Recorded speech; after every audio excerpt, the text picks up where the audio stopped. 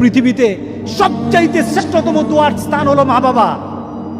ওই মা বাবা যদি হাত পাতে আরশ পর্যন্ত পৌঁছে যায়, ওই মা বাবা যদি বদদুয়া করে, পৃথিবীর সব তীর সব টার্গেট মিস হতে পারে, কিন্তু মা বাবার বদদুয়া কখনো মিস হয় না, কখনো মিস হয় না। আর সন্তান মা বাবার জন্য যখন দোয়া করে, পৃথিবীর কোনো হুজুর, পৃথিবীর কোনো বুজুর্গ ব্যক্তির দোয়া কবুলের ব্যাপারে সন্দেহ থাকতে পারে, কিন্তু সন্তান যখন মা বাবার জন্য দোয়া করে, এই দোয়া আল্লাহ ফেলে দেয় না। সুবহানাল্লাহ। কারণ মা বাবার এই দোয়াটা শিখিয়ে দিয়েছেন স্বয়ং আল্লাহ সুবহানাহু ওয়া তাআলা, রব্বির হামহুমা কামা রব্বায়ানি সাগীরা।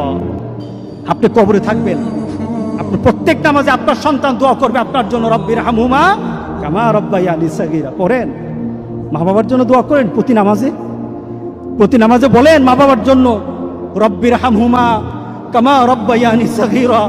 আপনি দোয়া করেন, দেখবেন আপনার দোয়ার কারণে আপনার সন্তান আপনার জন্য দোয়া করছে। আপনাকে আল্লাহ যেন এমন সুযোগ করে দেয়, এমন কুলাঙ্গার সন্তান যেন আমাদের সন্তানগুলো আল্লাহ না বানায়। সবাই বলেন আল্লাহুম্মা আমিন।